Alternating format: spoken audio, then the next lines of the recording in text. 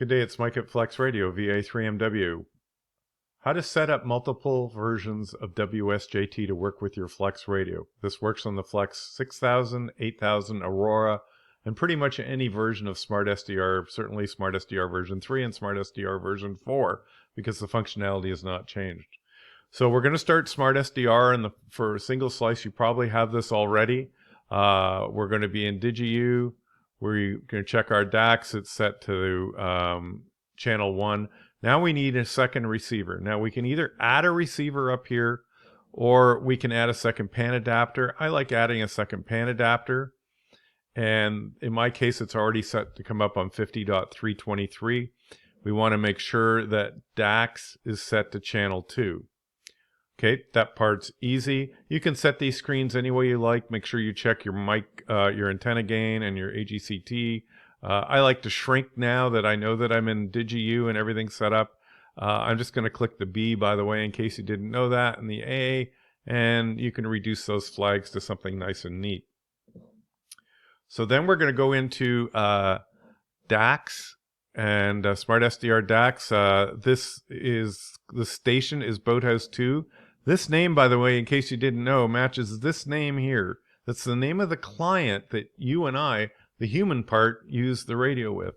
And there we can see that DAX opened up.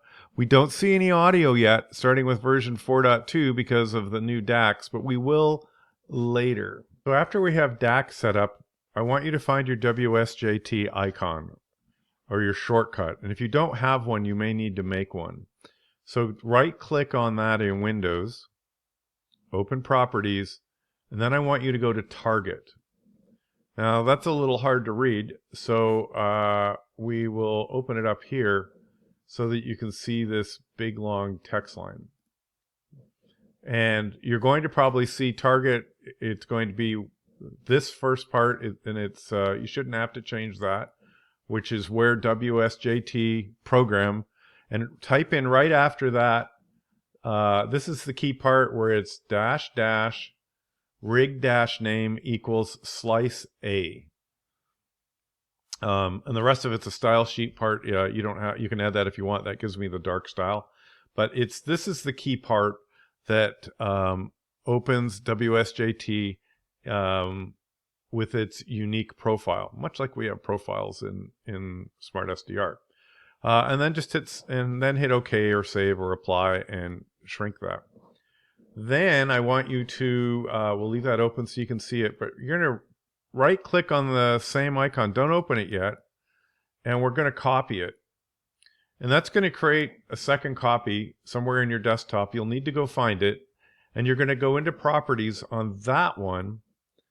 And the same as the first one, except where the rig name was slice A, I want you to see you're going to change it to slice B, and also change the name of the icon, so you can see where this is my slice A one, but here on the slice B one, it says rig name slice B. This allows you to open WSJT in a second profile or for multiple radios, because that's what WSJT thinks it is. All right, we're almost there. Assuming you already had WSJT working, the rest is pretty straightforward, but there is a couple of small changes you have to make. All right, with those two unique shortcuts done, and rename them A and B or something that assigns that, or that you know is for slice A and slice B.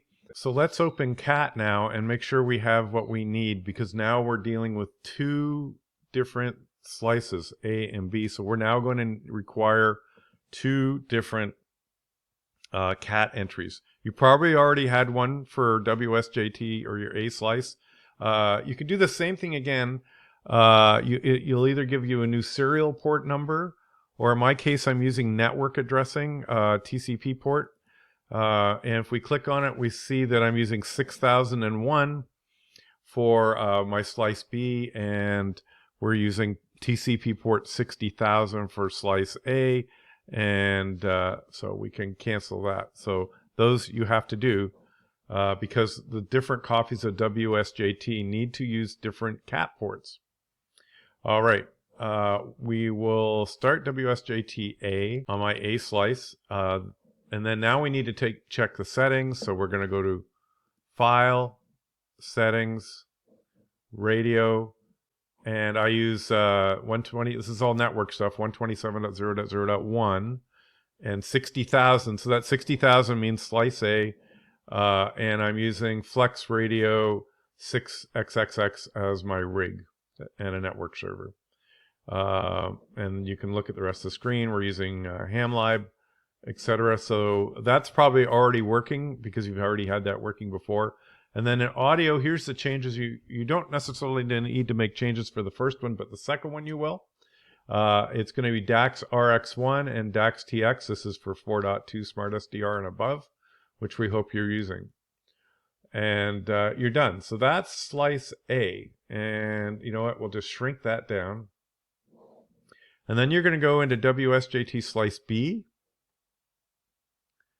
And we're going to check the same thing again. Settings, radio. And the cat control here, like I said, can be, I'm using network addressing, or you can use standard RS-232 ports because that's what you're more familiar with, whatever works for you. By the way, this baud rate number, if you're using RS-232, doesn't really matter. And again, Flex Radio 6000. What are the other things? I use cat control for going into push to talk. And you can just review my screen and you can hit test and that'll give me a green. And we're good. All right. One more, this change you absolutely have to make. Now, because we're using a second DAX channel, we're going to be DAX RX2, but the same transmit. And that allows us to share the transmitter. You'll notice we have this auto switch TX turned on these two. That means if the cat program asks for the transmitter, automatically switch the transmitter to that slice. And if you wanted to do a third one because you happen to want to do 50.313, 50.323, and I don't know, 50.318 for FT4, you can just repeat the third step. And we'll open up our second slice here, which is a little big for the screen, but you can now see that we've got both running. And now that they're up and running, you'll see we have our DAX audio streams. And that's how you run multiple copies of WSJT. 6 meters is a good place to do it. 10 meters with FT4, FT8. And good luck. 73, Mike, VA3MW.